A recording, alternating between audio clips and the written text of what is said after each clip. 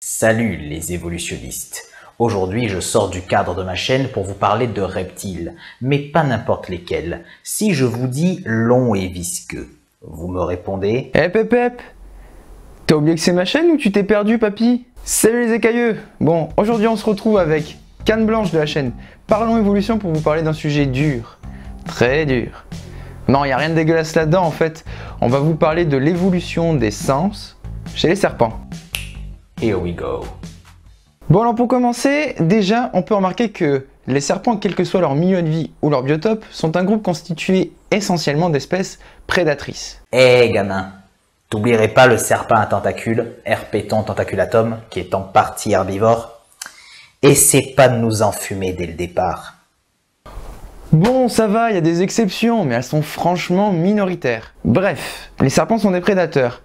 Et cela mène donc à se poser la question des sens. Pourquoi? Parce qu'un prédateur, avant de capturer sa proie, ça va devoir utiliser ses aptitudes sensorielles pour pouvoir la traquer, la repérer, avant de pouvoir la capturer pour enfin la consommer. Bon, si je vous dis sens, vous pensez oui, vue, odorat, toucher. En réalité, il y en a bien plus que ça.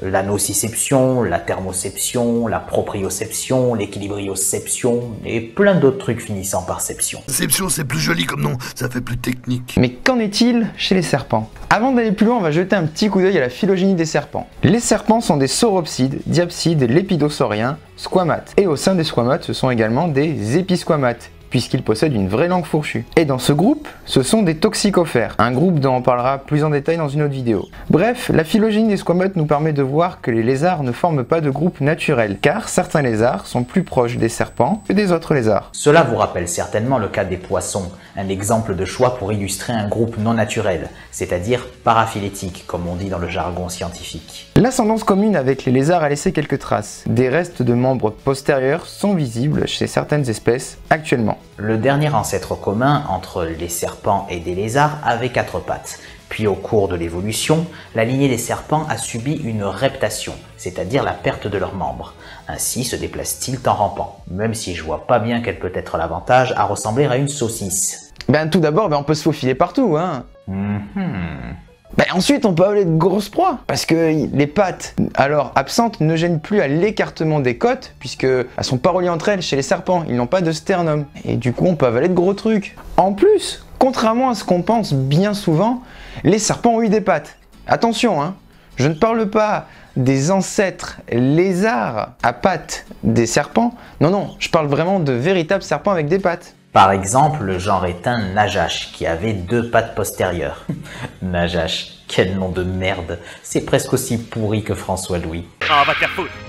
Bon bref, tout ça c'était pour vous dire juste que les sens chez les serpents, même quand ils sont communs avec les nôtres, vous allez voir, ils vont être différents à cause de leur morphologie, de l'adaptation qu'ils ont subi à leur environnement et aussi tout simplement de l'évolution. Alors il faut savoir que contrairement à ce qu'on pense, c'est une grosse idée reçue, mais les serpents n'ont pas une mauvaise vue. Enfin du moins, pas tous. En effet, énormément d'espèces ont une vision bonne, voire même excellente. Par exemple, si on prend une couleuvre à collier européenne, son champ visuel est de 125 degrés, ce qui est tout à fait raisonnable. En plus, les serpents, comme nous, sont capables d'apprécier les distances et de voir le relief. Et enfin, l'œil des serpents peut également accommoder, c'est-à-dire réaliser une mise au point des images sur la rétine. Je vous vois. D'ailleurs, pour la petite anecdote, cette impression que les serpents nous fixent quand ils nous regardent est en réalité due au fait qu'ils ne possèdent pas de paupières, mais en revanche une écaille appelée lunette qui recouvre leur œil. Ah ben merde, je savais pas que je bossais avec un serpent moi. Ça explique certaines choses. L'olfaction est la fonction assurée par les narines et la cavité nasale. Elle permet la détection des proies, mais également des prédateurs. Cependant, du fait de sa forte association avec d'autres sens, comme par exemple la vue, ses performances sont difficiles à évaluer. Toutefois, le volume des centres nerveux associés à cette fonction sont très importants. De ce fait, on peut comprendre que ce sens est très développé chez les serpents. Je te sens. Cette fonction est liée à l'organe de Jacobson. Et encore une fois, quand on parle de l'organe de Jacobson, on pense forcément au serpent. Mais attention, l'organe de Jacobson est aussi présent chez plusieurs autres espèces. Par exemple, chez certains lézards, comme les varans, chez des mammifères, comme les chiens. Bon, après il y a des exceptions. Par exemple, c'est absent chez les cétacés et les primates au sein des mammifères, chez qui cet organe est plutôt relictuel. Y a qu'à voir le flair de ouf qu'ont les chiens. On ne sent pas le cul. Mec, sans déconner, quoi. On peut considérer ce sens comme un complément de l'olfaction. En effet, là où les narines se contentent seulement de capter les substances volatiles, la langue, elle, peut à la fois capter des substances volatiles, mais surtout, eh bien, en mettant sa langue directement avec le substrat, capter l'ensemble des substances présentes directement au contact de l'environnement du serpent. Ensuite, après avoir capté ces substances à l'aide de sa langue bifide, eh bien, le serpent va la rentrer dans sa mâchoire, à l'intérieur de sa cavité buccale.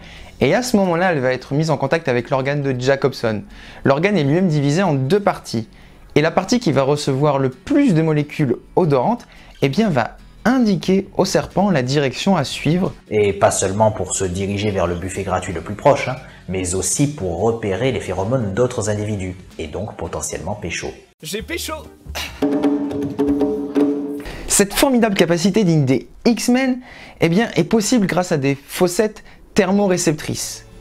Bon, en gros, ça veut dire que les serpents sont des caméras thermiques vivantes. Ces fossettes sont présentes chez deux groupes de serpents, chez les boïdés et les vipéridés. Chez les boïdés, on va retrouver ces fossettes sur les pitons et les boas. Merci, Captain Obvious. On retrouve ces fossettes sur les écailles labiales. Du coup, chez ces espèces, on les appelle des fossettes labiales. Et il insiste en plus. Chez les vipéridés, on retrouve ces fossettes uniquement chez les crotales, qu'ils soient terrestres, arboricoles, avec ou sans sonnette. Ces fossettes sont situées cette fois-ci entre la narine et l'œil du serpent. Par conséquent, on les appelle cette fois-ci des fossettes loréales. L'Oréal, parce que je le vaux bien. Haha, c'est très marrant ça, tiens. Je vois que la qualité de ton humour est à la hauteur de celle de ton prénom. Plus sérieusement, il est difficile de dater l'apparition de cette capacité, mais on suppose qu'elle se situerait autour de 60 millions d'années, au Paléogène, chez des boïdés. Cependant, cette aptitude existant aussi chez les crotales, comme on vient de l'aborder, on peut dire que l'on a affaire à un joli exemple de convergence évolutive chez ces derniers, au vu de la différence structurale.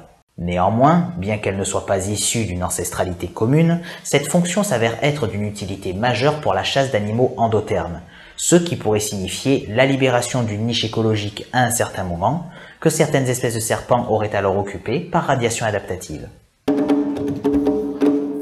Les serpents n'ont pas d'oreille externe, et l'oreille moyenne est presque inexistante. Ah, c'est con ça. En revanche, l'oreille interne des serpents diffère peu de celle des autres vertébrés. Bref, vous comprenez quand même qu'au final, c'est un sens qui n'est pas très développé chez eux. Mais du coup, tu veux dire qu'ils sont sourds en plus? Ah, le cumul des handicaps. Et l'évolution les a gardés. Eh ben, bravo l'évolution, bravo. Alors non, hein, pas vraiment en fait. En fait, il se trouve que lorsqu'une vibration arrive au serpent, c'est l'os carré de la mâchoire qui va assurer la transmission de cette vibration à la columelle. La columelle transmet ensuite cette information à l'oreille interne et cette dernière, eh bien, tout simplement, se charge de la transmettre à l'encéphale.